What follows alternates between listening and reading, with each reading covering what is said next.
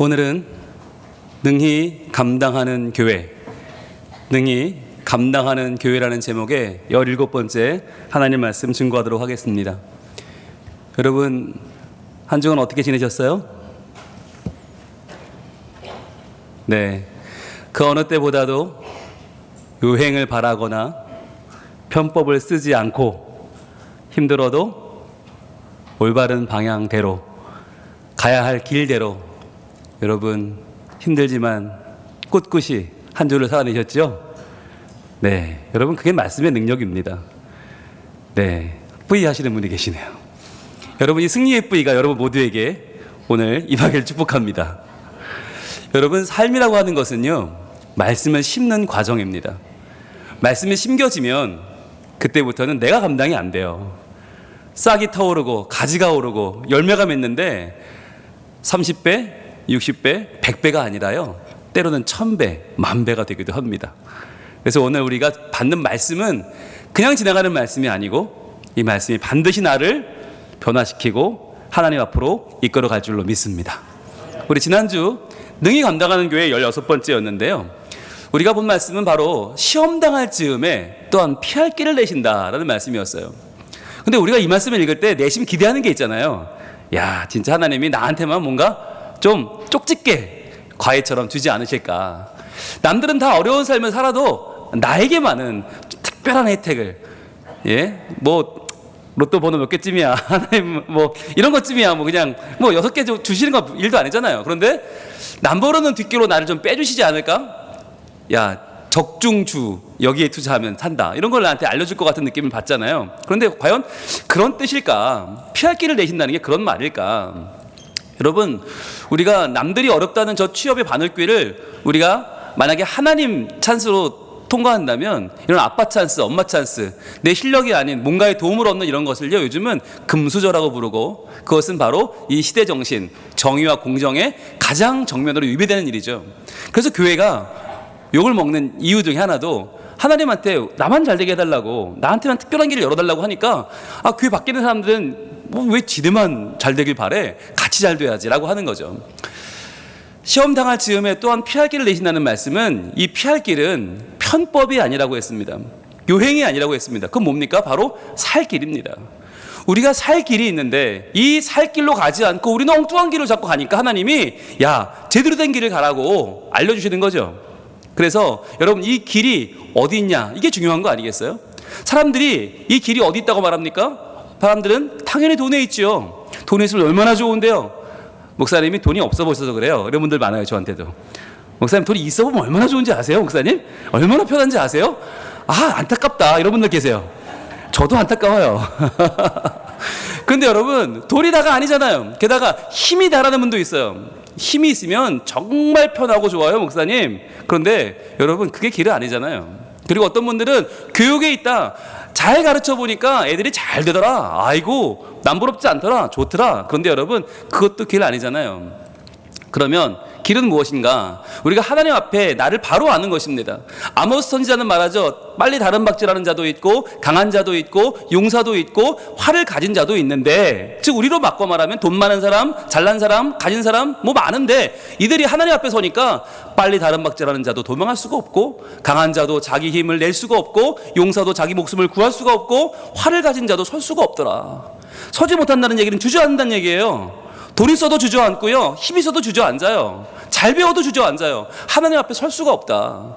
그러면서 말씀하기를 발이 바른 자도 피할 수가 없고, 말 타는 자도 자기 목숨을 구할 수가 없고, 용사 가운데 그 마음이 굳센 자라고 할지라도 그날에는 벌거벗고 도망칠 것이다. 수치를 당한단 말이에요. 여호와의 말씀이다.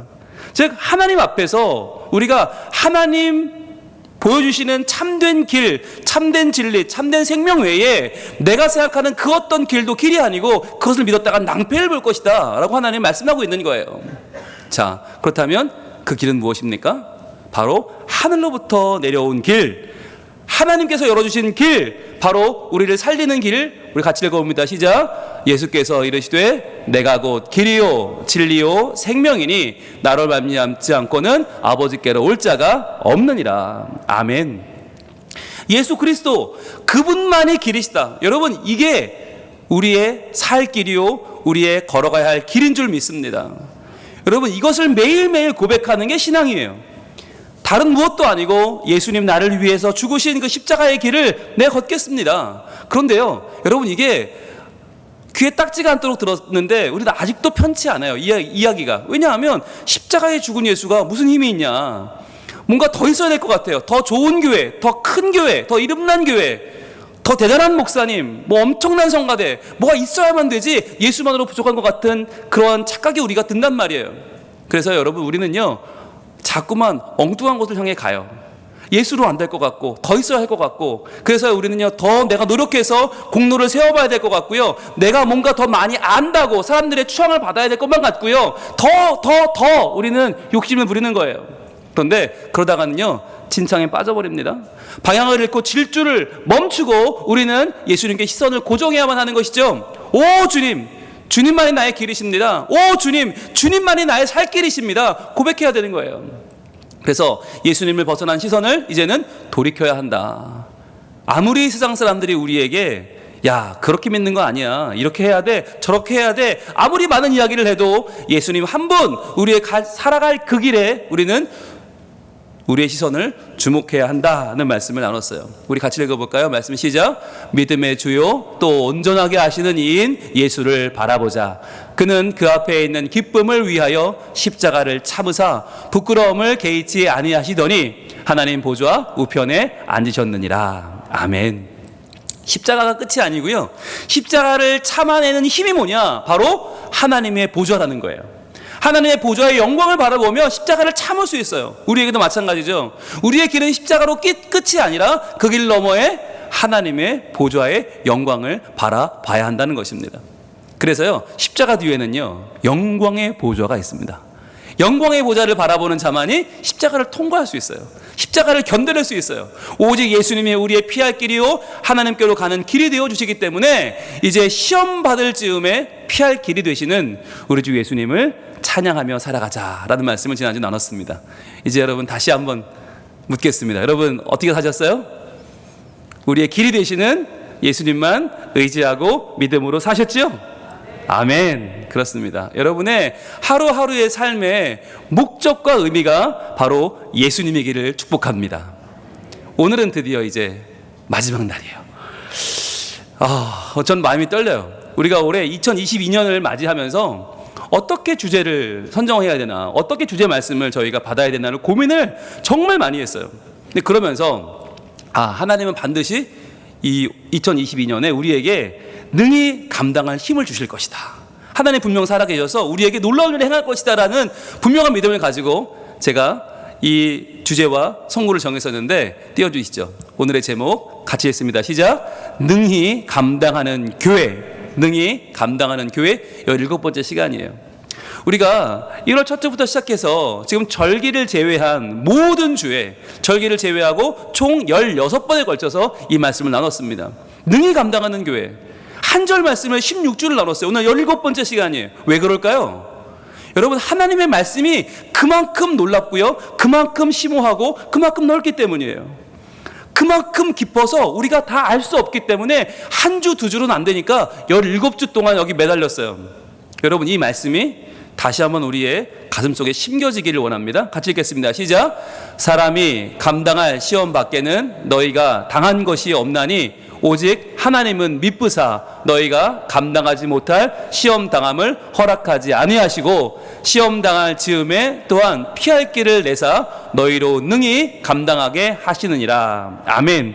고린도전서 10장 13절 말씀이죠.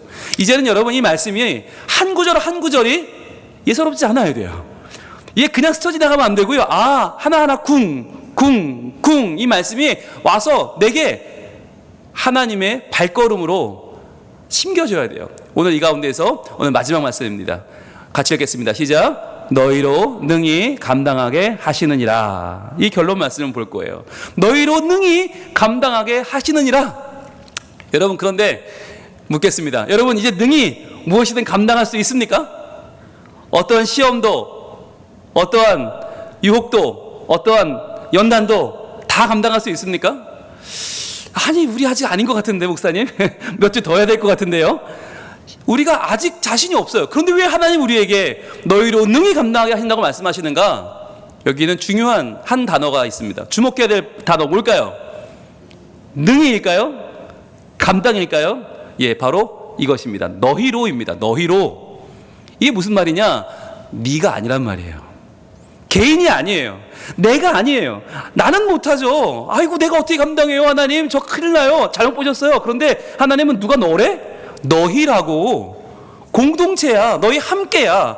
그리고 보니까요. 너희가 당한 것이 없나니 그랬어요. 너희가 감당하지 못할 시험 당함 허락하지 않으신다고 그랬어요. 말씀 내내 너라고 한 적이 한 번도 없어요. 너희가 너희로. 하나님은 지금 내 개인을 말씀하는 게 아니에요. 내 개인의 실력이나 내 개인의 믿음의 수준을 말하는 게 아니에요. 그럼 뭐예요? 바로 너희 이것은 바로 교회 공동체를 말씀하는 것입니다. 본문 속에서는 고린도 교회예요. 여러분 고린도 교회를 아시잖아요. 형편없던 사람들, 성적으로 문란하고 돈 밝히고 서로 싸우고 당파를 짓는 그 고린도 교회, 그 교회를 보고 하나님은 아니 너희는 할 수 있어. 너희는 감당할 수 있어. 너희는 충분해라고 말씀하시는 거예요. 이들이 누굽니까? 오늘날은요 바로 성민 가족들입니다. 바로 우리들입니다. 나는 안 되지만, 나는 힘들지만 아니요, 하나님은 우리를 통해서 하나님의 넉넉한 승리를 거두시고 우리를 통해서 하나님 영광을 받으실 줄 믿습니다. 여러분 바로 이거예요. 너희로 능히 감당하게 하시느니라. 한 명의 손은 약해요. 탁 치면 쓰러져요. 그런데 그 위에 또 한 명, 그 위에 또 한 명, 그 위에 또 한 명 손을 얹고 얹어서 우리 성민가족들이 수백 명의 손을 그 위에 얹고 함께 전진하면 그것이 교회고 그것이 승리고 그것이 세상을 변화시키는 힘이라는 것입니다. 그래서 여러분 교회는 나 하나가 아니에요. 교회는 우리 모두예요. 내가 쓰러지면 네가 있고 네가 쓰러지면 우리가 있어요. 함께 버티고 나가는 힘, 그래서 하나님 나라를 이루는 능력이 바로 교회예요. 그래서 오늘 왜 하나님은 능히 감당하는 교회로 우리를 부르시는가? 하나님의 앞에 우리는 믿음으로 설 필요가 있습니다. 그런데 여러분 교회도요 저출산의 위기를 겪고 있어요. 아이들이 없어요. 그러니까 미래가 없는 거예요. 5년 10년이면 교회는 무너져 버려요. 코로나19 아직 끝나지 않았어요. 교회 나오는 분들이 지금 불안에 떨고 있어요. 게다가 만모니즘, 물질주의, 야 돈 벌러 가야지, 야 좋은 알바거리 있어, 무슨 교회를 가냐, 흔들어요. 게다가 세상의 불신, 야 교회 별거 없더라, 손가락질하고요. 그러면서 또 개인주의, 게다가 세속주의, 이 모든 것들은 다 교회를 힘들게 하고 교회의 근간을 어렵게 만들어 버립니다. 그런데 여러분 역사적으로요 언제 한번 교회가 이런 게 없었던 적이 없어요. 어느 한 시대라도 교회가 방해가 없고 위기가 없던 시절은 한 번도 없어요. 다 환란이었어요. 그런데 이것을 이겨내는 교회가 교회들에게 하는 힘이 무엇입니까? 바로 이것입니다. 하나님의 말씀입니다. 하나님의 말씀은 살아계셔서 그 말씀은 교회를 완전히 뒤집어서 교회가 세상을 따라가지 않고 하나님의 은혜를 구하게 만듭니다. 그래서 여러분 말씀이 선포되는 자리가 너무너무 중요한 자리예요. 이 시간은 하나님께서 나에게 생명수를 부어주시는 시간이에요. 그래서 이 시간을 사모해야 되고 이 시간을 나와야 하고 이 시간에 아멘으로 이 말씀을 받으며 내 것을 만들어야 하는 것입니다. 여러분 말씀에 욕심을 내시기 바랍니다. 자, 이 하나님의 말씀, 그리고 또 하나 무엇입니까? 교회를 교회되게 하는 것, 예수 그리스도의 복음이에요. 여러분 복음이 선포되는 게 얼마나 중요한지 아십니까? 복음만이 사람을 살려요. 함께 모여서 으쌰으쌰 한다고 되는 게 아니고요, 예수 그리스도의 복음이 심겨지고 십자가의 보혈이 뿌려질 때 거기가 교회가 되는 거예요. 지난주에 우리가 성찬식을 나누지 않았습니까? 왜 우리가 그 바쁜 시간에 왜 다 같이 떡과 포도주를 왜 나눕니까? 바로 예수 그리스도의 몸된 우리 지체임을 고백하고 예수 그리스도의 피, 그 피가 나를 씻어 정결케 하시는 것을 선포하는 거예요. 누구에게? 나 자신에게. 정신 차려라. 너는 세상의 찌끄러기가 아니다. 너는 하나님의 몸된 하나님의 자녀다. 예수 그리스도의 몸과 피가 너다라고 우리 영혼을 깨우는 것입니다. 그리고 세 번째는 무엇이에요? 바로 성령님의 역사입니다. 이 성령님의 역사로 교회는 확장되고 교회는 부흥되고 교회는 성숙해지고 교회는 성장합니다. 성령님의 역사. 여러분 그래서 우리가 아무리 연약하고 부족해도요 하나님의 말씀이 선포되고 예수님의 복음이 심겨지고 성령님의 역사가 일어나는 곳, 그 교회는 능히 감당하는 하나님의 도성인 줄로 믿습니다. 여러분 자신감을 잃지 마세요. 제발요. 예배 드릴 때는 될 것 같은데 돌아서면 안 될 것 같아. 왜 그러죠? 돌아서면 나만 모이니까, 나 혼자인 것 같으니까, 운전하고 갈 때, 집에 들어갈 때 나 혼자인 것 같아요. 아니에요. 내 뒤에는요 수백 명, 수천 명이 있어요. 하나님의 능력이 있어요. 여러분 제발 이렇게 생각하지 마세요. 하나님 그래도요 말씀은 다 맞는데요 현실의 교회는, 그리고 저는 이거 너무 약하고 너무 별로라서 하나님 정말 능히 감당하기에는요 버거워요. 하나님 저 좀 그냥 놔두세요. 좀 예? 돈이라도 벌어먹고 살게 좀, 양심이 찔리지도 않게 좀 그냥 두세요. 이런 마음이 든단 말이죠. 그런데 여러분 맞아요. 우리가 죄로 인해 방전되어 있는 건 맞아요. 근데 저도 인정해요. 그러나 하나님은 우리를 그냥 두지 않으십니다. 우리에게 하나님 그분의 능력이 임하면 그리스도의 피로 우리를 충전하세요. 배터리가 아니에요. 우리는 전기 콘센트가 아니고 예수의 피로 우리를 채우시면 그 예수 보혈의 능력이 모든 죄와 연약함을 씻고 우리로 당당하게 하나님의 보좌에 나아가게 하시는 것입니다. 여러분 이걸 믿으시길 바라요. 여러분 지금 우리가 다 되었다는 게 아니에요. 완전하다는 게 아니에요. 그러나 우리에게 나아오라 하시는 그분 앞에 나아가는 믿음의 발걸음이 있다면 충분한 거예요. 따라합니다. 나는 충분하다. 한 번 더, 나는 충분하다. 하나님이 사용하시기에 여러분 너무 충분하세요. 그러니까 두려워하지 마시고 여러분 하나님 앞에서 여러분의 사명을 기꺼이 도전하시길 바랍니다. 여러분 제가 좋아하는 분인데 필립 얀시라고 하는 기독교 작가가 있어요. 미국 분인데 이분이 책을 썼어요. 많은 책 중에 제일 유명한 책이 뭐냐, 얇은 책인데 이게 제일 유명해요. 제목이 교회, 나의 고민, 나의 사랑.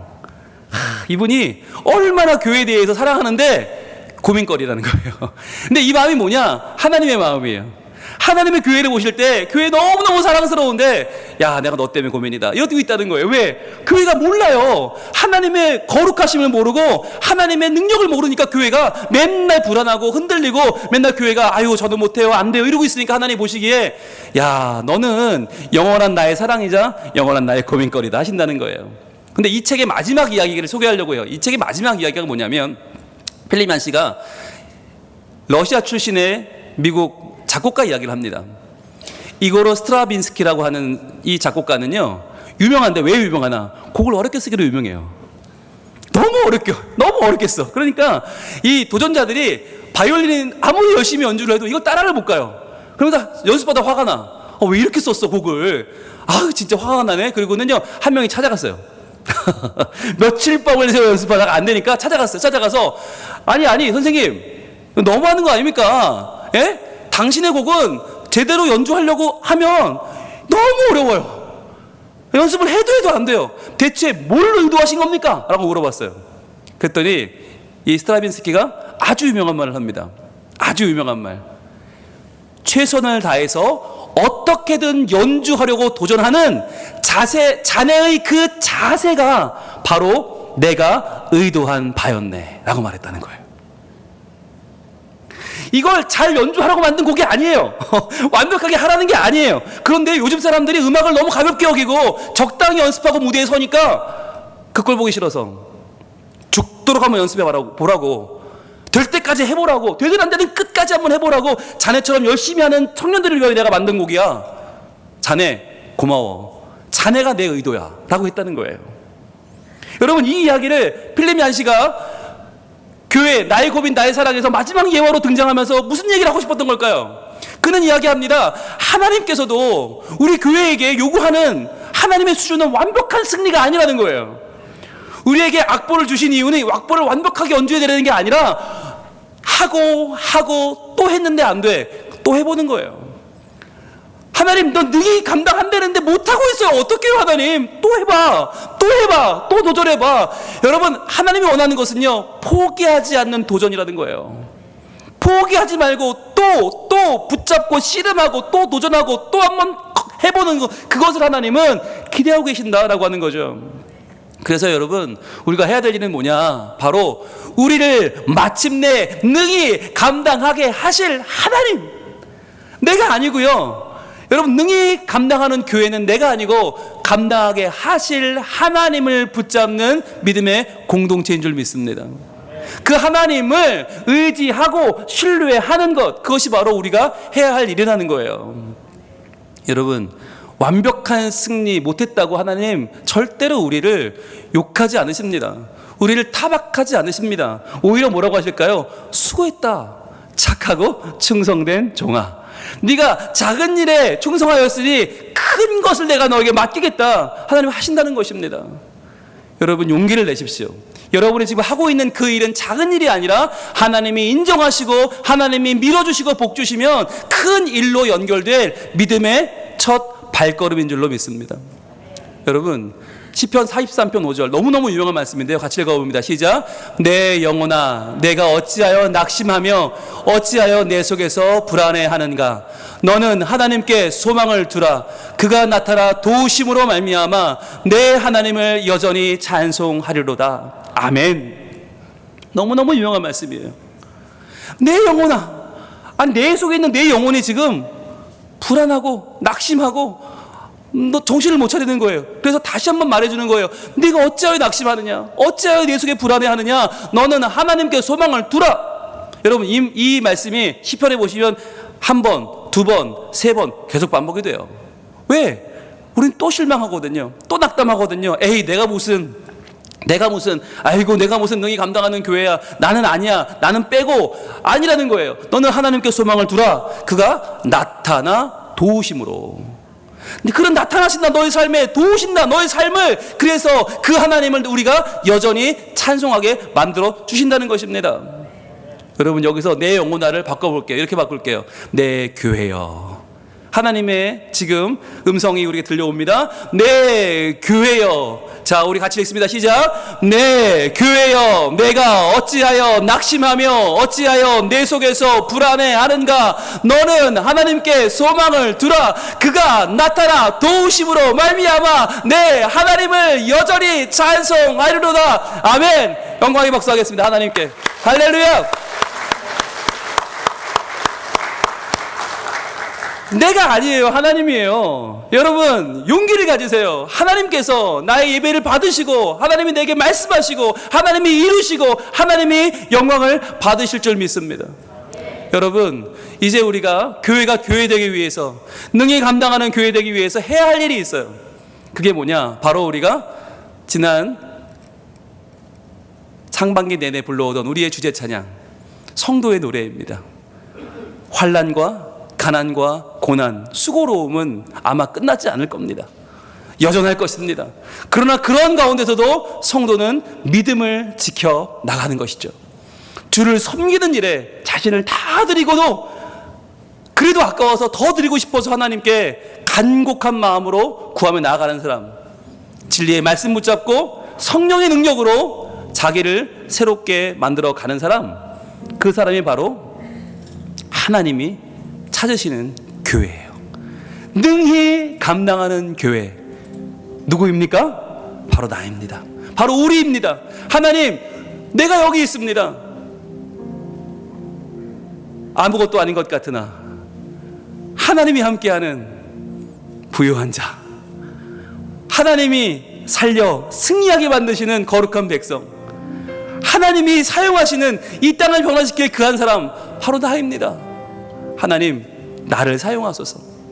하나님, 나로 능히 감당케 하시고 이 땅의 어려움도 눈물도 아픔도 예수 그리스도의 이름으로 씻어내리는 하나님의 손길이 되게 하여 주옵소서.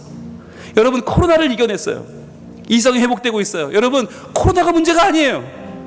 더 깊은 나의 열등감, 나의 위기, 나의 불안, 나의 두려움, 나의 약함을 다 내려놓고 이 시간 성도가 되어 주님 앞에 나가기를 소원합니다. 아무것도 아닌 자 같으나 모든 것을 가진 자, 하나님이 함께 하시는 거룩한 교회로 하나님 우리를 인도해 가실 줄로 믿습니다. 찬양하겠습니다.